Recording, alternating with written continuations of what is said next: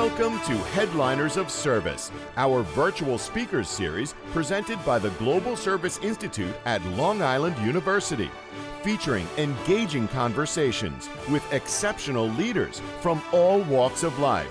These inspiring, timely, and fascinating discussions are hosted by Emmy-winning journalist Rita Cosby, the chair of the Global Service Institute. Today's headliner is Rob O'Neill, the U.S. Navy SEAL who killed Osama Bin Laden. He is the author of the best-selling book called The Operator, Firing the Shots That Killed Osama Bin Laden and My Years as a SEAL Team Warrior. During this presentation, we invite all of you to ask questions in the Q&A box, and we will have our guest answer as many as possible later in the program. You can also email them right now to questions@globalserviceinstitute.org. Everyone, please welcome Rita Cosby. And hello, everyone. I am Rita Cosby, and welcome to our Headliners of Service Speaker Series, hosted by the Global Service Institute at Long Island University. Our guest today is one of America's most decorated warriors, former Navy SEAL Rob O'Neill, who truly epitomizes bravery and also service. Rob, so great to have you with us today. Thank you, Rita. It's always great to talk with you. You too, my friend. And what a timely moment to have you here, as I think of the very somber 20th anniversary of 9/11 that just passed only a few days ago. What are your thoughts about that, Rob O'Neill? Well, my first thought is that time really flies, because it seems like not too long ago that not just the United States, but Western civilization was attacked. And it's almost surreal too. And I just hope that people remember what they felt like when the towers were hit, when the Pentagon was hit, and when the flight went down in Shanksville, Pennsylvania, that no matter what we do as far as politically, we're all on the same team, and we're all in this together. And I think it actually brought a little bit more unity to it, just bringing it back to what's real and what could happen out there. You know, I think about so many developments that have happened, and I'm sure you do obviously so much of what's happening in Afghanistan. What are your thoughts specifically about the Taliban now in power there in Afghanistan? Well, it's frustrating because they do realize that we came after Al-Qaeda because they were hosting them before. And now I'm just concerned they're going to tell us what we want to hear, especially now that we're out. They're going to go back to the way they lived. And that's really, really bad. It's for the civilians that are in Afghanistan right now. If anyone who helped the United States or the coalition is in a lot of trouble. And they're not really concerned with reprisal from us again because we left. I mean, we can get into it all day long. Should we have left Afghanistan? You know, I'm in agreement that we should have. How we did it, you know, I sort of disagree with that. But I do have sources in Afghanistan that I hear from, and they said as soon as the last plane lifted off with our military, they went right back to the 7th century. And it's not safe to be there, especially I mean, think about the progress that was made by, let's say, a 21-year-old woman right now who did go to school, who did go to university, who did have a good job. That's all gone now. They didn't know what it was like to live under the Taliban, but now, unfortunately, they're going to find it out. They're going to tell us that they're a good group. But these are the same guys, and they believe in that radical ideology under that very, very strict version of Sharia law, and that's what they want there. And it's very sad, you know, for the women especially. But when they get a hold of the people who helped us, it's very, very bad for them right now. I mean, there's videos coming out they don't want coming out of. They're shoving people in trunks of cars and driving them somewhere. I wouldn't want to be that guy in that trunk. I don't know where they're going, but I have a really, really bad feeling I know what's going to happen. And it's a shame that 20 years and a few days later, the Taliban is just as in control as they were, if not more. How important is it that the world does not forget about what's happening in Afghanistan? To your point, Rob O'Neill, with women and women's rights, of course, obviously supporting our Afghan allies, so many people there. It's just a tough spot, and it's a harsh reality. And I'm actually glad I'm not the one or part of the group who is making the final decisions on what's going on there, because it's going to be very, very difficult. But now we're saying all this over the horizon stuff to help people, and sanctions and UN humanitarian aid. That sounds great, but when it comes down to it, for humanitarian aid, you need someone to bring it, someone in there. And what's going to happen now is if we just hand it over to the Taliban, which I really hope we don't do, we're going to have to make sure Pakistan can do it. And they've proven before through all of the the aid that we've given them, they give a lot of it to terrorist groups, and they think that's in their interest, but it's not good for us. It's hard to get it there. It's easy to talk about. It's hard to get there. How concerned are you about Afghanistan becoming sort of a hornet's nest for terrorism again? You and so many of your guys kept us safe there for many years. It's been, 20 years, as you know. But how concerned are you now that it could become a breeding ground, because it is so pivotal, not just for America, but for the world to stay safe? A lot of these groups in there are just the same warlords, the same warrior tribes that have been there before, but they are putting up the banner of Al Qaeda again, and the new one is ISIS-K for Khorasan, and the Khorasan is like a region from parts of Iraq over into nearly China.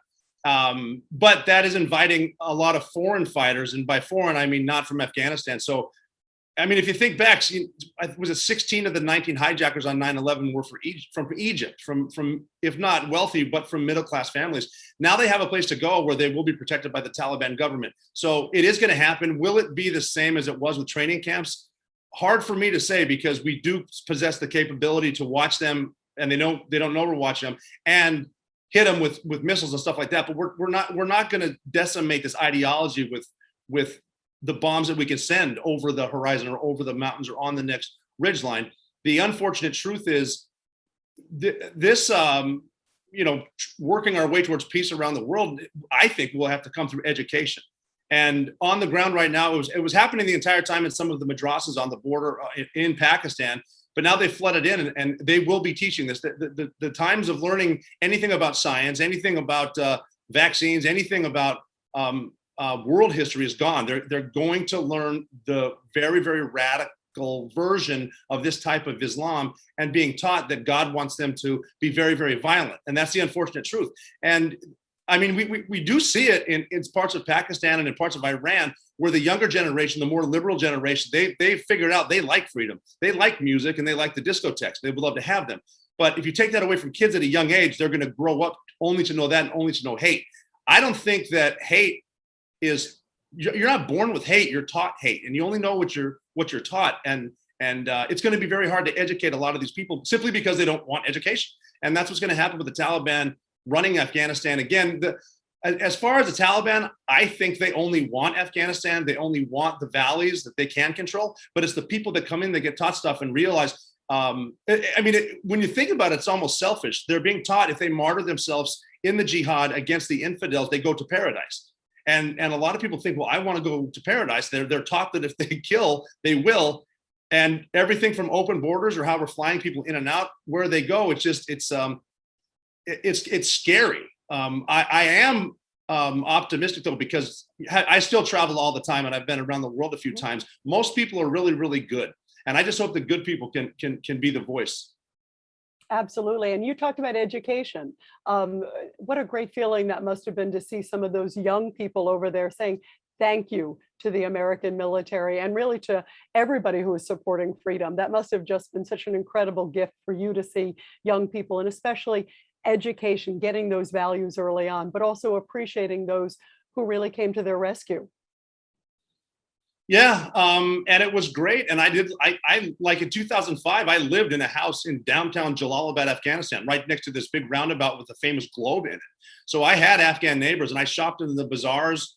I rode motorcycles around town, gave candy to the kids and stuff like that. And we were really trying to stimulate the economy, and they were very grateful. It was great that these local vendors could sell stuff that they made, everything from Afghan rugs to traditional Afghan clothing that we bought. I must have bought 5 suits over there, and they were just comfortable to wear. And a lot of that's going away right now. Hopefully, because I've talked with special operators, not just from the United States, but also from some Arab countries. And when a lot of these Arab special operators would talk to the Afghans, they would tell them, look, if you've never seen pictures of Dubai or Bahrain, you can have both. You can have your religion. You can worship God the way you want to, but you can also have really nice hotels and great tourism, which brings in money, which makes everyone's lives better. And again, It's just hard right now because you did see protests as the Taliban took over, but they were quickly, literally shot down. So again, if the Taliban, which I don't think they will, if they realize they could have both and everybody gets rich with a really good economy, and they've got great natural resources, great mountains, incredible rivers, great fishing, but people don't want to go there, and it's pretty obvious why. No, absolutely. And our thoughts and prayers are with everybody there in Afghanistan, as you talk about, especially the women and girls and our allies, and also to get those Americans out. That is so, so important. I want to hear about your journey. When we told everybody that we were going to be doing this, everybody was so excited to hear your story, Rob O'Neill, because your life story is extraordinary. And I want you to share with everybody, how did a guy from beautiful Butte, Montana, you spoke about mountains just now, but there's some gorgeous ones there in Butte, Montana. I've been to Butte, Montana. How did you get interested in being in the military? It was kind of the way most people end up where they are today. It's nothing that you planned. Life has a tendency to happen around you as you're planning. We would say in combat, the only time the perfect plan exists is in the planning room. Once you go out to do your mission, do your job, everything changes. So my plan was to play college basketball, which I was doing at the time when I was 19 years old, get college, work with my dad, after I get an MBA or something like that. But it got to a point in life where, and I've seen this everywhere from San Diego, California to Fredericksburg, Virginia, when you're talking to someone from that town or city, they all at a certain age say, I just have to get out of here.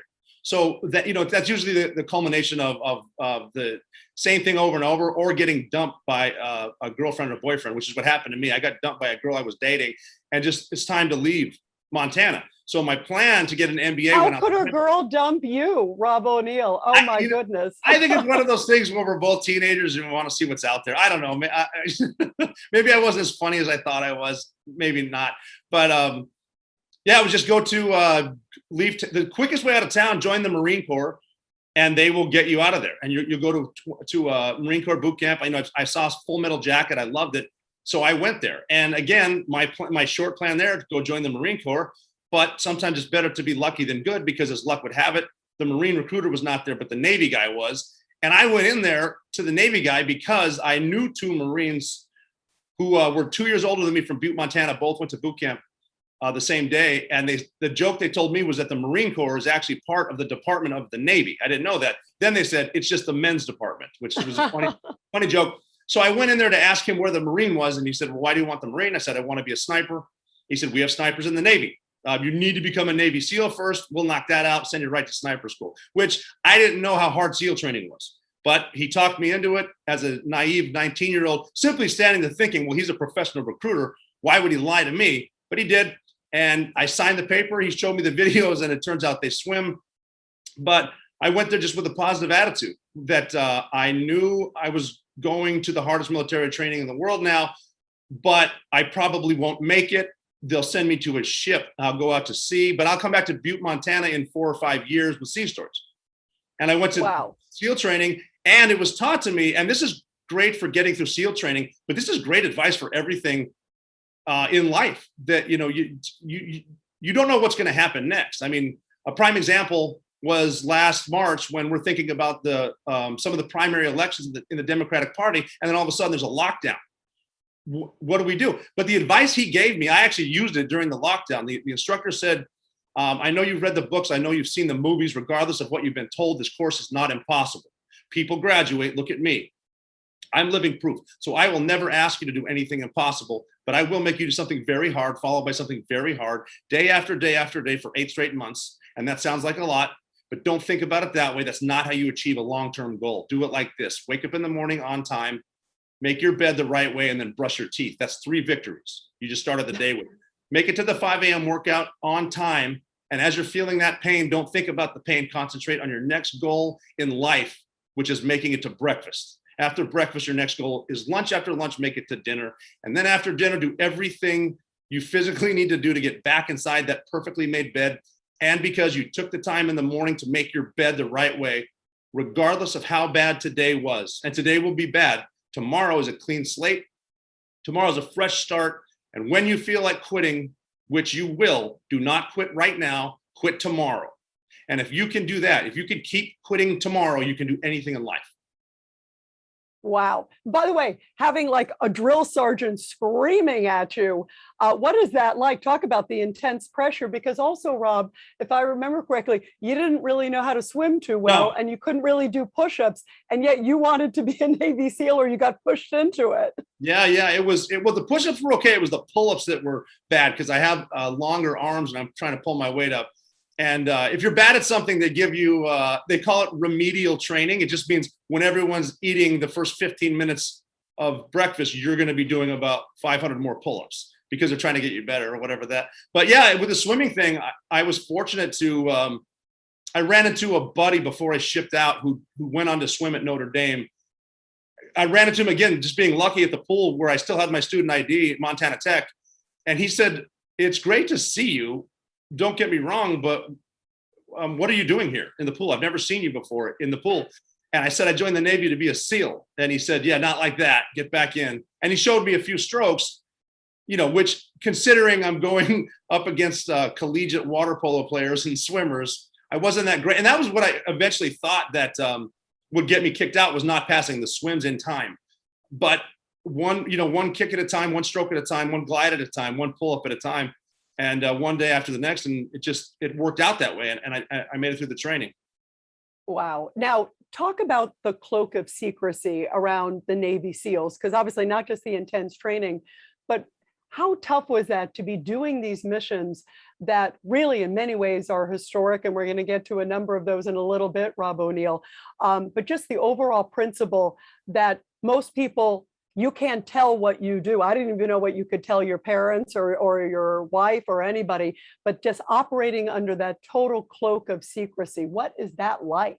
Well, the issue with that is before a mission, because everything from wanting to tell your mom goodbye and your kids, you can't tell them why. And so you can't really do it. So the hardest part is keeping a mission secret. Plus, when there's, there are missions that we launch from Virginia Beach over across the street, over across the sea, and you can't tell anyone. That's the hardest part. When you get done, all you need to do is make sure you're not giving up any tactics or any secrets. Sometimes, there are Navy SEAL bars in Virginia Beach and Coronado where, right after happy hour and people had a few cocktails, they might say a thing or two, but we're always cognizant of not giving up the tactics. And like you mentioned, my book, The Operator, I submitted that through the chain of command to include the Department of Defense and other three-letter agencies that are there. If you have approval, there's nothing wrong with telling the truth, because I really believe that people need to know their history. I'm very happy that George Washington brought a biographer on his ride across the Delaware on Christmas to fight the Hessians in the Revolutionary War to know what happened. There are missions that we don't talk about, and there are times that we didn't do any missions that it's always more fun because people will ask what you were doing and you can say, well, I can't talk about it. But whenever someone says I can't talk about it, there's really nothing to talk about. But because most of the stuff that we do, people know. But having said that, there are men and women right now in different parts of the world doing very secretive stuff on our behalf. Prime example was the woman who found Bin Laden. We didn't know about her. She was so good at keeping a secret. We thought Bin Laden was a ghost. There's no way we're ever going to find him. But here's a woman who gave up her life to find him. No husband, no kids, 20-hour days, 7 days a week for years. And she has told us at the last minute. And she was actually just awesome to watch, saying, look, guys, he's on the third floor of this house right now, 100%. Let's go. Wow, I have chills just hearing about that too. And I have so many questions. I know so many of the folks watching from around the world have questions about that too, Rob. How about also getting picked just for SEAL Team 6? Because as we know now, SEAL Team 6 was important, was a huge part, of course, of that big, fateful, historic mission. What did that feel like to get picked finally of the best to be the leader of that? What did that mean to you personally? That still is the greatest honor of my life. Because even getting to SEAL Team 6 is 2% of Navy SEALs. And then the Navy SEAls are 1% of the Navy, not less than 1%. So even making it to SEAL Team 6 was incredible. But then to be a part of it, getting picked to be a part of that mission was because of the experience that I had in combat. They picked the most experienced guys who were available. And there was a lot of reasons what I mean by who was available, because you don't want to you don't want an uptick in why are these guys training so hard in this time. We just happened to be training and they picked us. So right place, right time. But I always made myself available. I didn't take a break during 16 and a half years as a Navy SEAL. I deployed all the time because I was following a mantra. And again, I always say I'm going to look up who said this to give them credit. But a mantra was wherever you are, be there. And I was available. They picked us into a room. They wouldn't tell us at first what we were doing, but to look around the room, know that these are very serious guys that are in here. And then comes the hard part, like in the secret room coming out for a lunch break or a water break or whatever. There's other Navy SEALs who didn't get picked. And they're at SEAL Team 6, like, what's going on? And we look at them like, I literally don't know. And I'm not hiding it from you. I don't know what we're doing. But an incredible honor once I obviously knew the guys I was going with, knew the pilots who were going to fly us, best pilots in the world, the Army helicopter pilots, and then meeting that team of analysts from the CIA. I was amazed I was in the same room. I would hear some of these analysts too, well, not just the woman who found it, but there were other women, when they were briefing us on stuff and how they did it, amazed at how smart they were. I remember thinking, wow, I'm glad I'm smart enough to carry this gun and sledgehammer. Just tell me where he is, I'll trust you. Yeah, you're right. It's so neat that it was this team of women, as you talk about.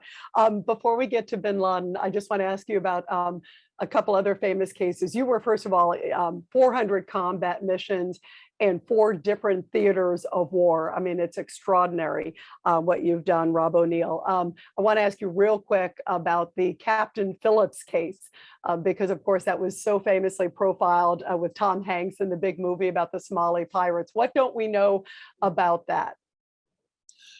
I think that mission, along with others that people don't realize, is the human element of what's going on.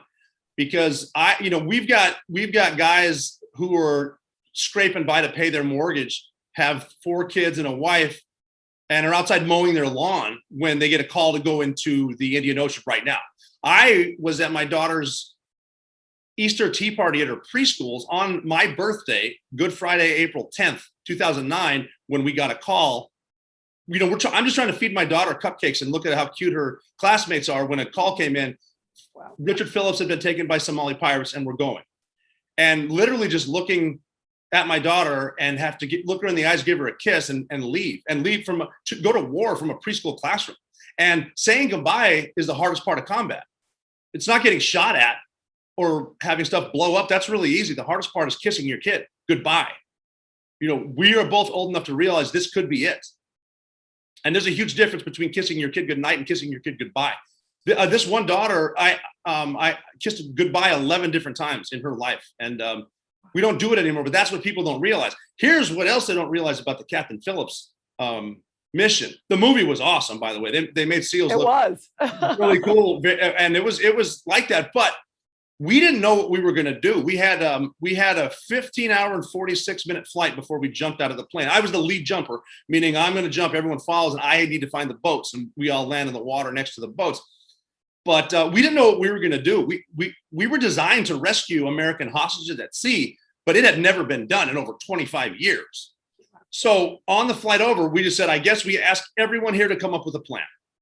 So all 90 plus Navy SEALs on 2 planes came up with their plans. I came up with a plan. We did jump out. We had a full head count in the Indian Ocean. And if people aren't familiar with what was happening, there was a Navy destroyer towing a lifeboat. We never thought of that. We thought of everything, but we put snipers on the back of the USS Bainbridge, which was the ship pulling it, to simply watch them. Just watch them, make sure nothing unsafe happens while we prepare for the rescue. Because we didn't go there to kill those guys. We wanted to get Captain Phillips. As we were preparing for the rescue, something very unsafe happened and they shot. And it was not like there was a countdown, something bad, we got to get them. They shot. Here's what's cool. It was a long weekend. It was a 4-day weekend. And those 3 snipers were in their own beds in Virginia a few hours before this. Their guns did not have to be sighted in for the most difficult shots they'll ever take in their lives, but their guns were sighted in for the most difficult shots they'll ever take in their lives because they were prepared. We have a complacency kills, and you need to be ready all the time. And complacency is caused by success. If you're too successful, people have a tendency to say, well, this is the way we've always done it. That's resting on your laurels. Don't do that. If there's a better way, tell everyone, have your rules and follow them. And that's what these guys did. I mean, it's amazing to think of those shots from the back of a ship that's rocking to another boat that's rocking, and they're both being towed. And there's wind, and there's all kinds of contingencies, but they got them. Yeah, that was extraordinary. Amazing. I mean, I've seen the movie, and just the fact that they got those shots, like you talk about, pinpoint and save the captain's life, amazing. Of course, another one is Lone Survivor with Marcus Luttrell. Tell us about that too, and what you remember about that. I mentioned that I was living in Jalalabad, Afghanistan in 2005. So we didn't have a huge built-up airfield. We had the remnants of a Russian-built airfield from the war in the 80s. And these two helicopters had just inserted 4 snipers, Marcus Luttrell, Danny Dietz, Matt Axelson, and Mr. Murphy, Mike Murphy. And after they dropped them off, I rode my motorcycle from my house to the airfield to talk to them. And they told me their plan. We inserted these snipers to watch this place for a guy by the name of Ahmad Shah, who was a Taliban leader. As soon as they had eyes on, positive identification, these two teams are going to fly in and do a mission to capture, kill. But they got ambushed, and they were running for their lives. Mr. Murphy ended up pulling out an Iridium cell phone and calling for help. And as he was getting shot, his last words in his life were, "Roger that, thank you," which tells you the selflessness. The 2 helicopters flew in. The first one, call sign Turbine 33, was shot down, and it killed all 18 guys on board. I was one of the guys to see them alive for the last time. I was talking to my friend Dan Healy about how much he likes Sam Adams beer or something like that. And then they're dead. And then they told us to get a coalition to go up, but we're not flying you because they're shooting down helicopters now. So we had to walk around and gather whoever we could. There were Rangers in a tent, and we went in and said, "Hey, here's the situation. I need like 5 volunteers." All 20 of them got out of bed and said, "Well, normally it's 10 minutes to get ready. We'll be outside in 5." And we did what we could. We found vehicles. We ended up walking up into the Korangal Valley, which is a very, very dangerous place. And it took 3.5 days. I didn't physically get Marcus Luttrell, but we were all awake for about 4 days, and we did get him out. But I mean, even up on the mountain, we're climbing up to 10,000 feet. And one of us said, "This is why training is so hard, because if we wanted to quit right now, where are we going to go? We're here." Wow, so powerful, and amazing that Marcus Luttrell survived that too. Incredible. It's such an extraordinary story. Rob O'Neill, I've got to ask you, of course, about May 2011 and the raid to get Osama Bin Laden and kill Osama Bin Laden, the world's most wanted terrorist. Take us through that day. And also, first of all, most importantly, we have heard that you thought, and others, that this was really a suicide mission, and yet you were willing to do it. Yeah, I mentioned the team of women, and there was a man or two on that. I want to give them all credit as an amazing team. But there was a time when they told us what we were doing, and they said, "The reason you're here is this is as close as we've ever been to Osama bin Laden." And that's when we first met the woman, and she was the first person I ever heard say the word Abbottabad, which was with the city he was in. And when I heard a city I never heard of before, this is legit. This is real.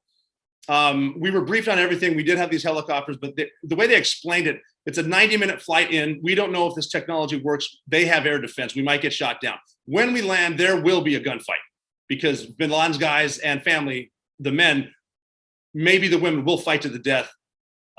He's going to probably blow himself up when we get there, which means the whole house, which means everyone in the house and on the house are going to die. And we're probably going to run out of fuel, and we're in a place where we don't want to fight the Pakistanis because they're not our enemy. I mean, as much as we disagree with stuff, I'm not there to kill Pakistani policemen. We're on their turf. It was a one-way mission. We're going to die in prison in Pakistan shortly. It's not going to be fun. But we did have, I remember one guy say, "Don't take this the wrong way because I'm going. 100% going. I just need to say it out loud. If we know we're going to die, why are we going?" Which is fair. And we decided that we're not going after Bin Laden for the fame. We're not going for the reward, which we're not going to get anyway. We're going for the single woman who dropped her kids off at elementary school on a Tuesday morning. And then 45 minutes later, she jumped to her death out of a skyscraper because that's a better alternative than whatever is going on inside at 2,500 degrees Fahrenheit. She looked out of that skyscraper and made the decision. And her last gesture of human decency was holding her skirt down so no one could see it as she killed herself. She's not supposed to be in the fight. We're supposed to be in the fight. And that is why we are 100% going. Wow. Did you think about that and think about so many of those others in the Twin Towers that day? And obviously the Pentagon and Shanksville and. Well, Shanksville is an interesting one too, because that was the first time Americans fought Al Qaeda face to face. And what I love about the symbolism is they knew they were probably going to die too, but they had to save lives in the Capitol or Washington, wherever they're going. And they took a vote. And voting is what makes us our democracy. We were founded on voting. They voted yes, and then they fought. And we thought about these. I thought about the Port Authority Police, the NYPD, the FDNY. Those were men and women. As people were running out of the towers to live, they were running up the towers to die for us. That's why we all wore patches from those three different units. I hope the last thing Osama Bin Laden saw was the FDNY patch I was wearing. Wow. So you had no qualms and said, I'm going to do this no matter what, even if it takes my life. And obviously everybody on the team felt the same way. You felt that committed. Well, it was actually a relief. Because, people always ask me, hey, what's it like to have no fear? And I'm like, I don't know. I was afraid every time. But it's okay to be afraid because fear is natural and it makes you think more clearly. This one, the realization, knowing we're going to die, it took the fear away completely. This is it. But also the realization, because any one of us could have taken ourselves off the mission anytime we wanted if we felt like we're going to die. But I know myself. And, if I lived to be 95 and didn't go on this mission, would I have given every single day in between that night and 95? Yes, I would give it all back for one shot at this. And I know it's not worth it. I mean, I'm going anyway. I was never going to pull myself off, but this is what we signed up to do. I have to do this. So take us through what happened. You get the briefing from the CIA team led by that woman that you talk about. Then you're on the plane, you're going into Pakistan. You're not notifying, of course, Pakistan because it's a covert mission. Mm-hmm. You're flying, over 100 miles into Pakistan, into Abbottabad, as you talk about. It's a big house, the big white house. Take us through your mind as you're approaching that house and what's going through your mind, and then walk us through once you got inside. I was counting because I learned as a sniper to occupy your mind if you're watching something for hours and hours, just count as you're doing it to keep your mind working and not thinking about stuff. Getting shot by a missile is not going to stop because I'm worried. And again, if you're worried about something in life that your worry doesn't help, stop wasting the energy. It's a bag of bricks, put it down. So I was counting. Some guys fell asleep on the helicopter, and that amazed me. I looked at a friend to my right and said, I thought to myself, you're asleep on the ride to Bin Laden's house. Like, you have ice in your veins. That's how these guys were just able to compartmentalize emotions. And as we, 80 minutes in, we banked to the south, 10 minutes out from Bin Laden's house. And I don't know how I remember it, but there's a reason for things to get done. As I was counting, I said 556, 557, 558. Freedom itself was attacked this morning by a faceless coward, and freedom will be defended. And it kind of stopped me from counting. And that's what President Bush said on 9/11. I don't know how I remembered it verbatim, but I just kept saying that, and it sort of sunk in. Wow, I got picked for this mission. We're going to get him. And we did another turn, and then we proved that your plan never works, because we were going to fast rope guys, which is very simply, it's as easy as it sounds. Throw ropes out, slide down them, and you're in the courtyard. They were going to do that, and we were going to, and my helicopter, we were going to set snipers and a dog and an interpreter down. And the dog was there simply because if anyone ran from that house, they could find him by smelling him or chasing him. But as soon as those first, and then my team was going to go to the rooftop and then jump to the balcony, and we're going to get him two ways. But the first helicopter couldn't hover, and it crash landed in the front yard. The pilot did that on purpose because powering up would have killed everyone. He would have rolled it, but he put it down, and the guys got out. We dropped our guys off, and as we were lifting, our pilot saw that Dash 1, the other helicopter, couldn't hover, so he can't hover probably. I'm putting you down. He just put us back down. I put my right foot out, looked at the ground, and thought, I guess we just start the war from here. And wow, that's the worst thing that could have happened. Right, it And is. And I remember afterwards us hearing the reports of that, talk about danger at that moment. And then you go to the house, the big white house, well, that sort of stood out. Describe sort of getting into the building too, Rob. looking at the building off to my left, the closest door was a double door, a big double door on the outside fence. So we called up a breacher who's an explosives guy. He's going to get you in. He put a huge charge on the door, blew it up. It opened like a tin can would open up, but then there was a brick wall right behind it, like right where the door was supposed to be. And the breacher just said, "Oh, failed breach. This is bad." And I said, "No, this is good. That's a fake door. No one does that. He's in there." Then I wanted to blast a carport, which was a little further away in the middle of the wall, but we knew that opened because it would open for cars, their cars to come in and out. I didn't know our guys crashed, so I gave him a courtesy. "Hey, this is so-and-so, and we're going to blast the carport." A guy immediately said, no, don't blast it. We'll open it. And he opened the door and a thumb came out, thumbs up, with a glove I recognized. Now, another point in life, I didn't know they crashed. I don't know how they got in there, but that doesn't matter. It doesn't matter why. They're just in there. Again, it doesn't matter how we got here. I talk to professional football teams and I say, it doesn't matter why it's 2nd and 15. It just is. What do we do about it? So that was it. We went in. I had a guy inside the main house. Mentioned helicopter crash, and it's like, oh, okay, that makes sense. Okay, perfect. Then we're going up the stairs. I'm looking down the hallway on the first floor. There's maybe 8 or 9 guys in front of me. And at first I was watching them work because I don't have a shot at anything. But I watched guys, they had already engaged a couple different terrorists. And as the guys were working on problems like barricaded door going to the 2nd floor, like breaching tools, mechanical, and then explosive, other guys were grabbing kids from different rooms and putting them next to either their mothers or their aunts or older females, because these kids have nothing to do with this. And I don't want them to be afraid. And that's what, because we're the good guys, and that's what good guys do. Al-Qaeda would not do that to our kids. But we're giving, then we got the door open to the 2nd set of stairs, and Maya told us, that's her name in the movie Zero Dark 30, said there will be a stairwell and Khalid bin Laden will be on it, and he will be armed. And he's the last line of defense. And we went up. There were still guys in front of me. There was an engagement. They killed Khalid. Then we went to the top. So now we're on the 2nd floor. Pretty much everybody split to the left and to the right to clear unknown spaces, get unknown people, so we don't spread ourselves out. But we were spread out at this point. It was down to 2 of us, one guy in front of me and I was in behind. His job was to look up the final set of stairs. My job was to look behind us to make sure we have enough guys. I wanted 4 more guys, but I'll take 2. As he's looking up, there's a curtain at the top of the stairs instead of a door, but it's in the doorway, and he could see people moving.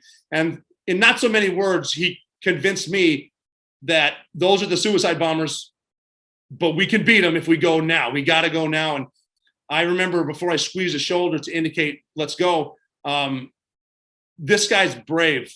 This guy in front of me. I'm not really that brave. I'm going to blow up, and I'm tired of thinking about it.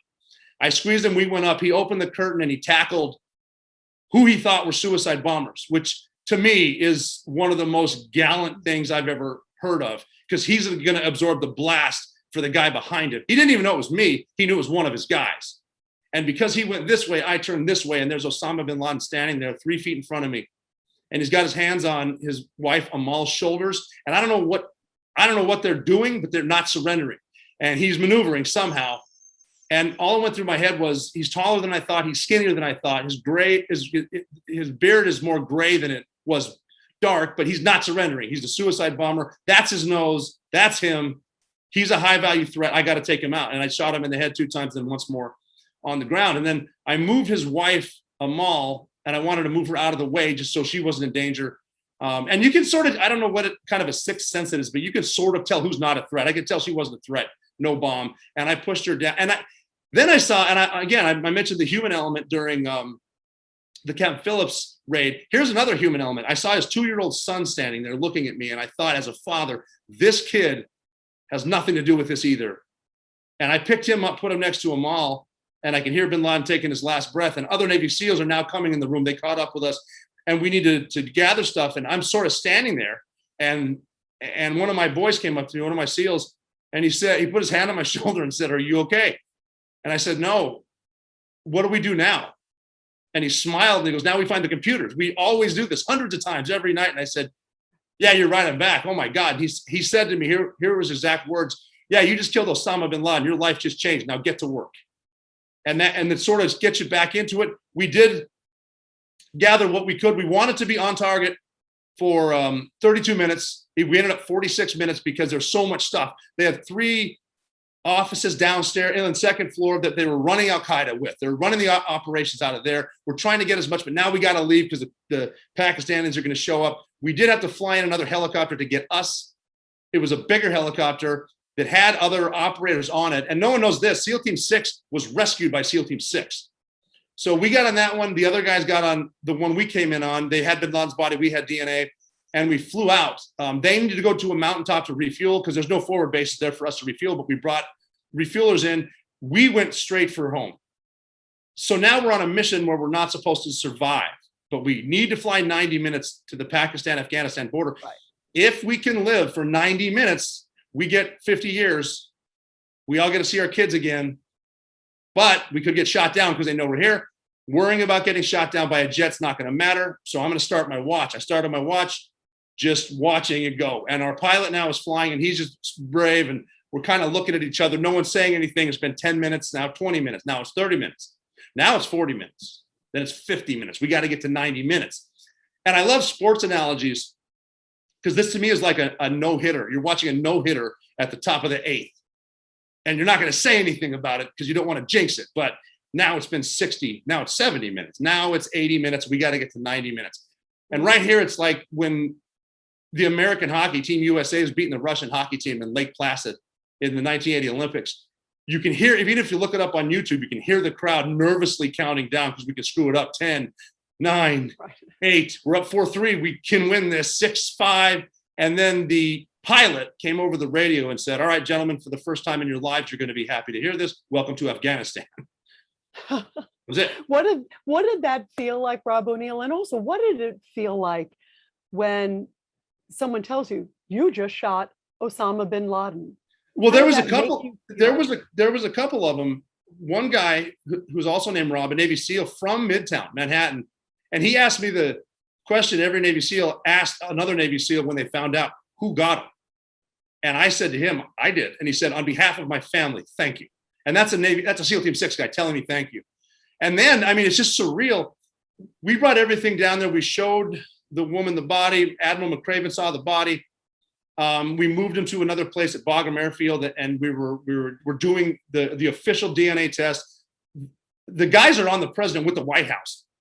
President Obama wants to know how many people were left behind, how many people were killed. Is that him? Blah blah blah. Before I announce it, and I'm standing there. It was enough time for the cooks and everyone that's behind the scenes is so important. Intel, yes. Supply, yes. Cooks, yes. They brought in these breakfast sandwiches. I'm eating it. Osama bin Laden's body is laying right next to me getting tested. President Obama came out on TV. We're watching, got a 90-inch TV there. And he said, tonight I can report to the American people and to the world, the United States conducted an operation that killed Osama bin Laden, the leader of Al-Qaeda. I hear President Obama say Osama bin Laden. I look at Osama bin Laden and I thought, how in the world did I get here from Butte, Montana?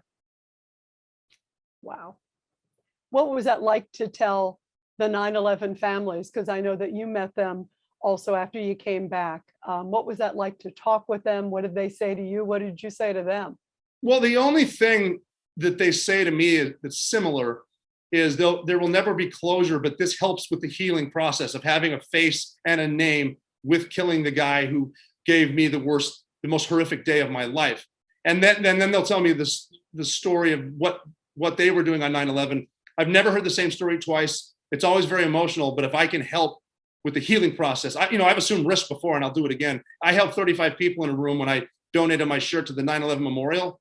And if I can help 35, I can help thousands. And it's still surreal to me, but again, so close after the 20-year anniversary, it makes me feel great that I could help them.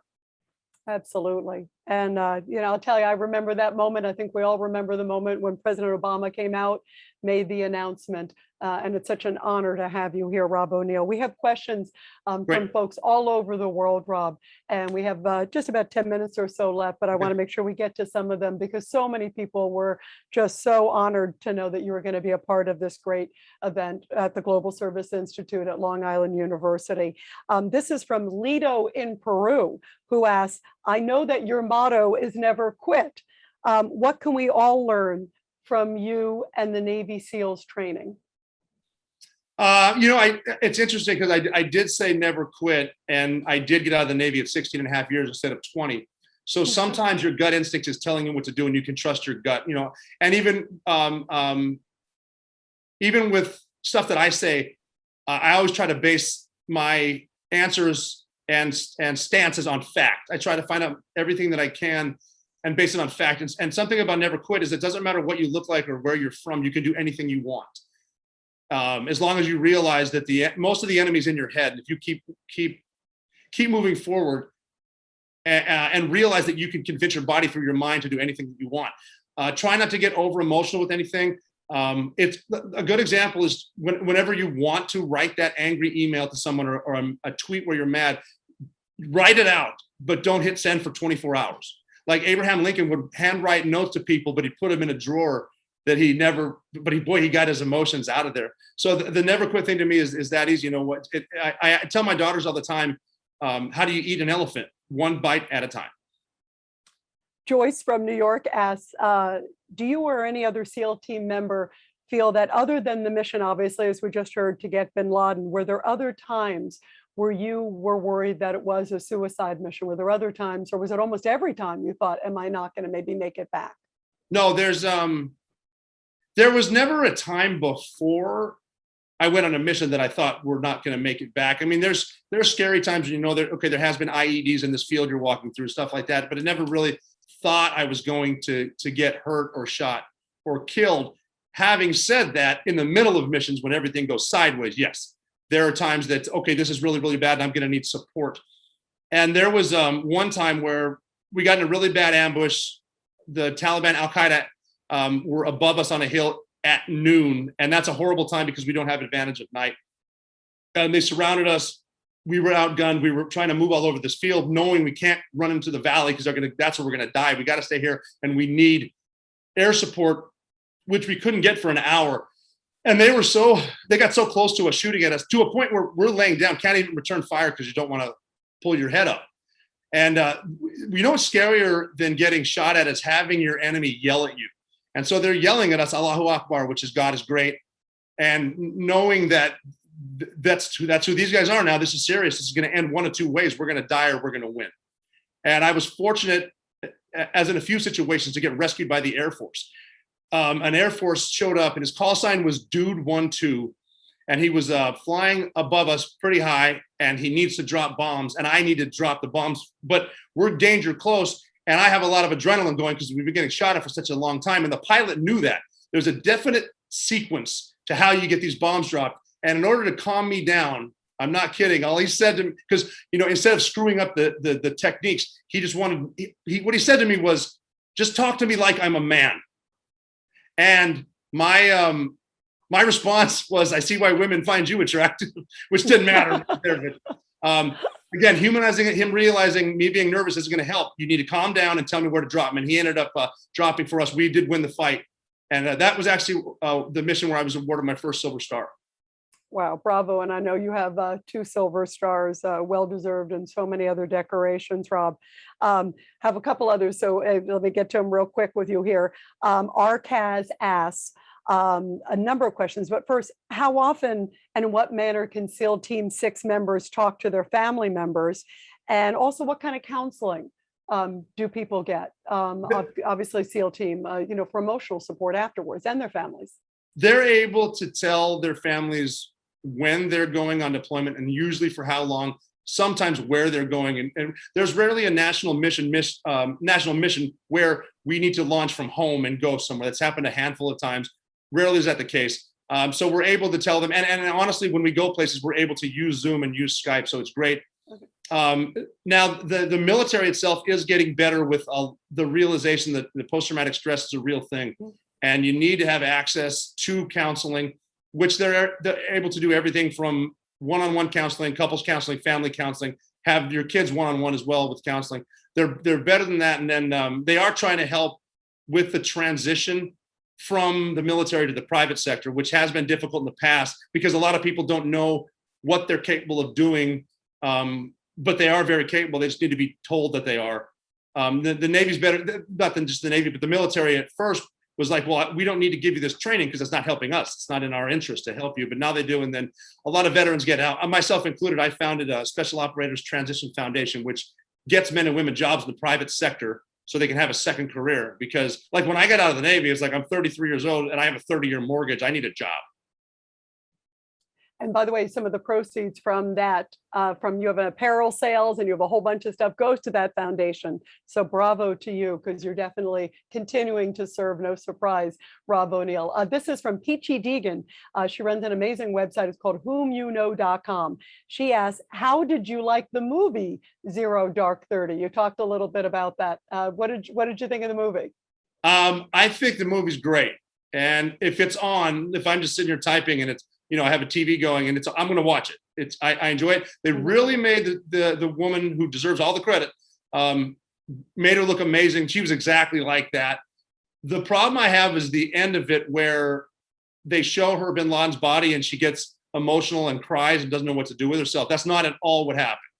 When we showed her the body, it was a mix of, wow, this is historic. This is the history books. She found him. And then like sort of the arrogance of being a Navy SEAL, I thought, well, I need to think of something cool to say. And I said, we walked to his body and we looked down. This sounded cool to me. I pointed at his face and said, is that your guy? And she looked down for a second and said, well, I guess I'm out of a blank job. And she left. That's a good sign of employment at that point, believe me. Well, I really believe if people ever find out who she is, everyone will try to hire her. She's amazing. Yeah, absolutely. Wow. This is from Pavel in Poland. There are reports that you are thinking of running for public office. Will you? He said the world needs great people of service. Well, coming from Poland, that means a lot too, because Poland's definitely doing the right things, and I love the way they handle their politics. I've mentioned sometimes on social media that I might.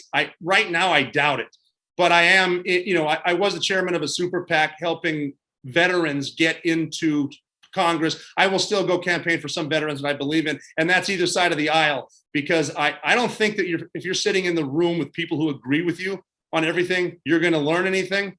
And veterans will get in the same room and talk it out and find a happy medium. So I want to do that. I think that it's having vets in there. I mean, if I, maybe I don't want to say never, but right now I'm not really interested in it. But I do want to help people, and I want the government to realize what's important and how can we help everyone.